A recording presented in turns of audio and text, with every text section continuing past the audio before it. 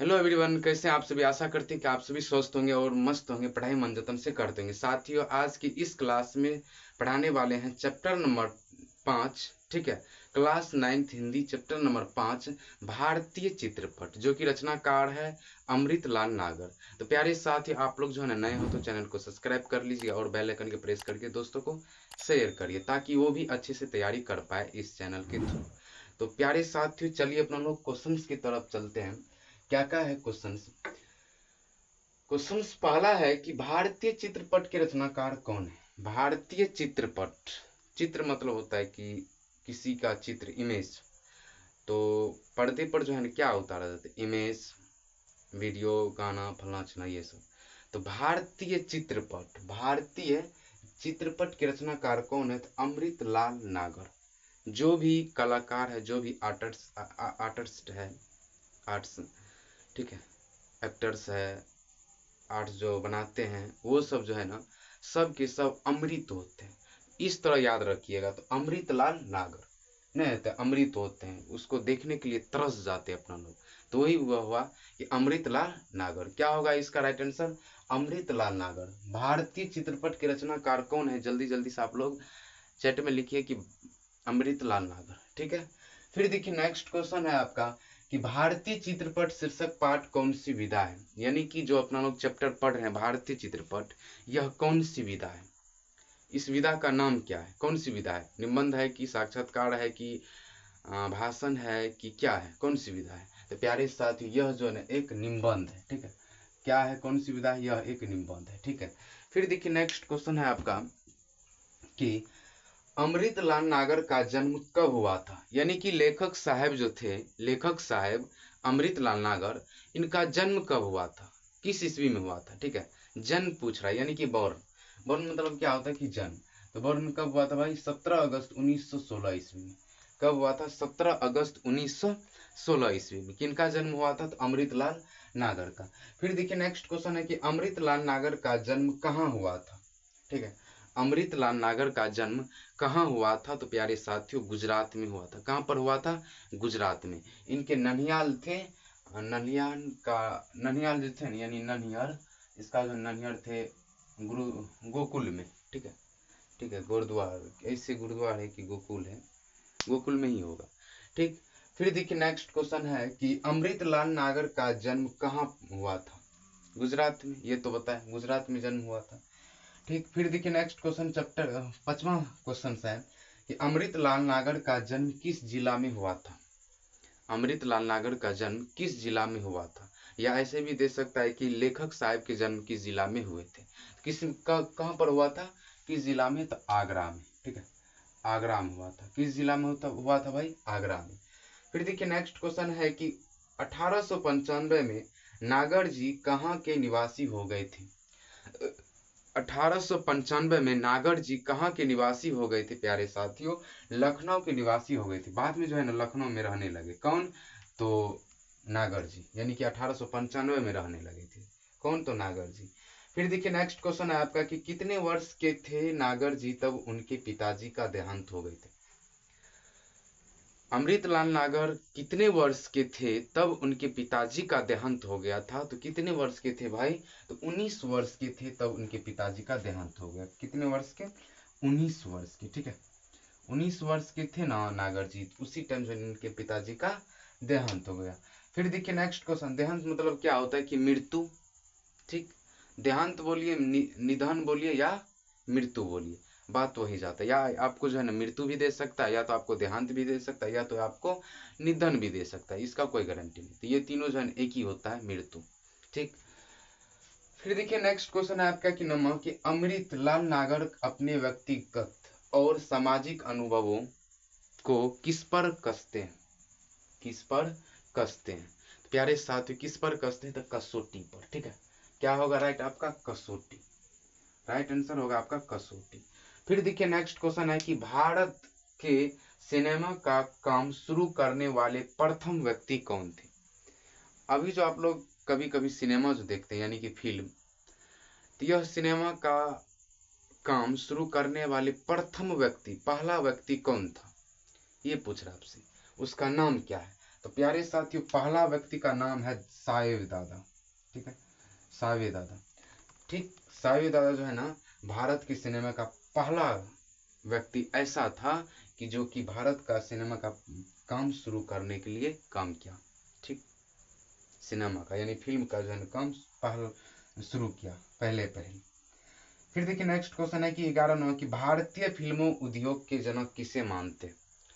भारत के फिल्मों के उद्योग के जनक किसे मानते हैं प्यारे साथियों? तो दादा साहेब फाल्के को। दादा साहेब फाल्के को जो है ना भारत फिल्म के उद्योग के जनक माना जाता है। ठीक है, फिर देखिए नेक्स्ट क्वेश्चन है आपका कि 12 नंबर क्वेश्चन, सुहाग के नुपुर उपन्यास के रचनाकार कौन है? तो उपन्यास के रचनाकार कौन हो जाएगा? तो अमृतलाल नागर। ठीक है, कौन होगा? अमृतलाल नागर, ये हो जाएगा आपका राइट आंसर। ठीक, फिर देखिए आपका नेक्स्ट क्वेश्चन है कि अमृत और विश्व उपन्यास के रचनाकार कौन है? अब यहां से ये पता चल गया है कि अमृत और विश्व यह एक उपन्यास है। ठीक है, अमृत और विश्व यह एक क्या है? उपन्यास है। तो यह उपन्यास के रचनाकार कौन है? तो यह उपन्यास के रचनाकार कौन है भाई? तो अमृतलाल नागर। कौन होगा? अमृतलाल नागर। फिर देखिए नेक्स्ट क्वेश्चन है आपकी प्रिंस ऑफ वेल्स म्यूजिक इमारत कहाँ है? प्रिंस ऑफ वेल्स म्यूजिक इमारत कहाँ है? प्यारे साथी मुंबई में। ठीक है, कहाँ पर है? मुंबई में। म्यूजिक, प्रिंस ऑफ म्यूजिक इमारत कहाँ है? तो मुंबई में। ठीक, फिर देखिए नेक्स्ट है आपका क्वेश्चन कि प्रिंस ऑफ वेल्स म्यूजिक इमारत के आसपास कौन सा होटल था? ठीक है, कौन सा होटल था भाई? तो वाटसन होटल। प्यारे साथियों आप लोग जो 2026 में एग्जाम देना चाहते हैं तो अच्छे से तैयारी कीजिए। ठीक है, नोटबुक बनाते जाइएगा ताकि जो आपको अच्छा सा रिवाइज करने में उस टाइम में हो। ठीक, बहुत विद्यार्थी जो नोट्स नहीं बनाते हैं, इसके कारण जो उसका जब नज़दीक आते हैं ना परीक्षा तो वो रिवाइज नहीं कर पाते हैं। तो इसलिए जो उसका रिजल्ट अच्छा सा नहीं आता है।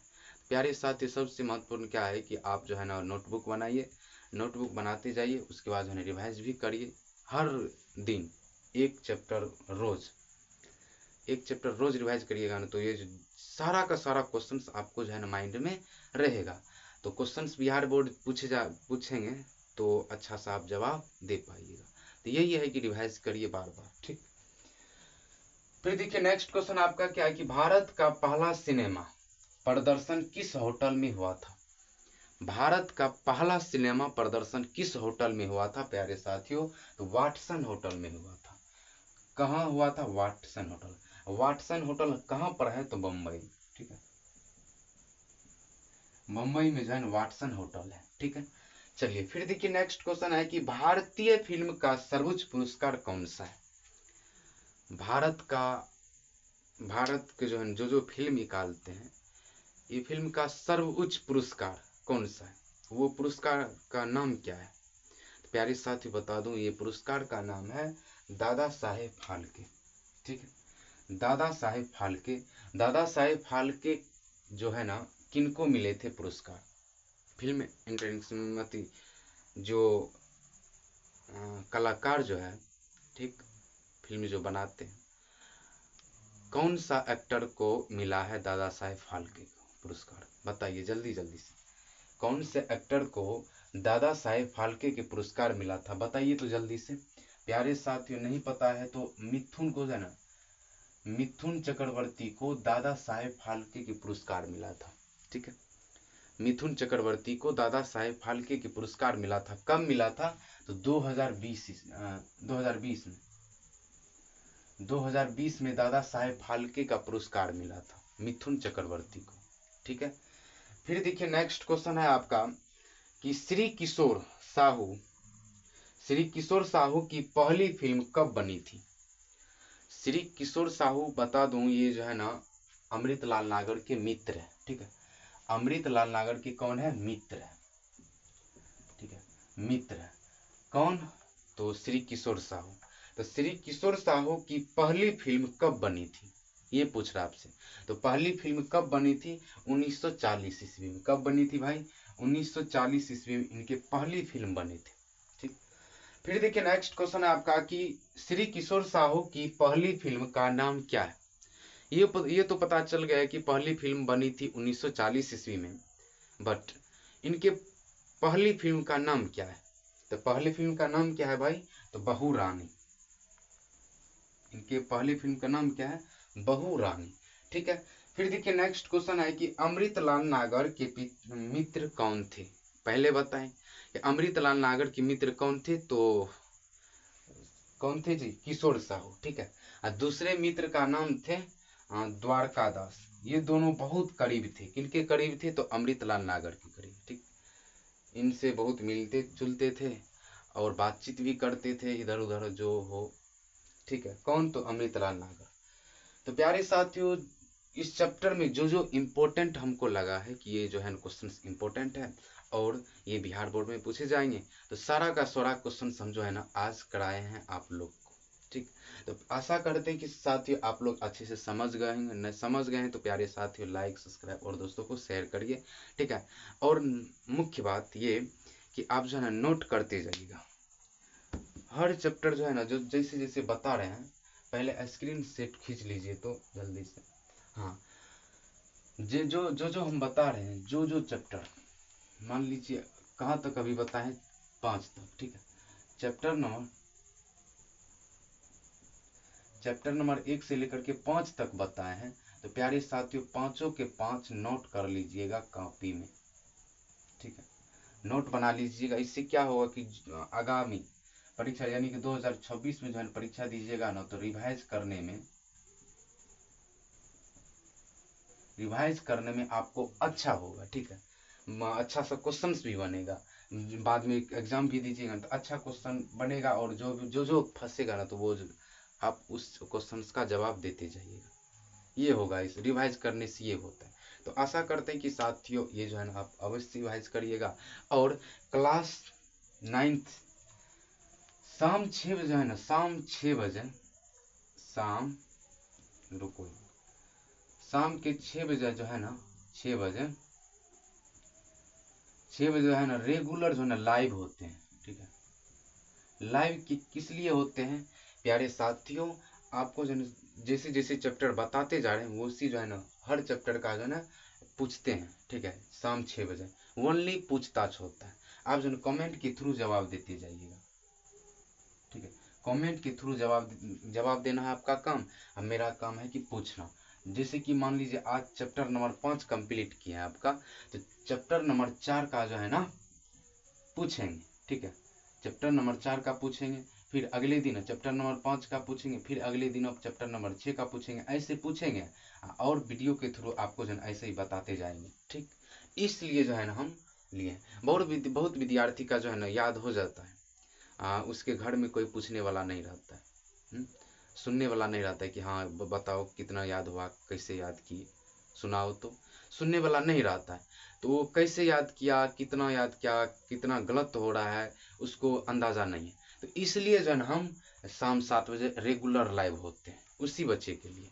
ठीक है, प्यारे साथियों आशा करते कि लाइव में आप जो है ना हिस्सा जरूर लीजिएगा, ताकि आपका जो है ना आपका भी रिवाइज हो जाए। ठीक है,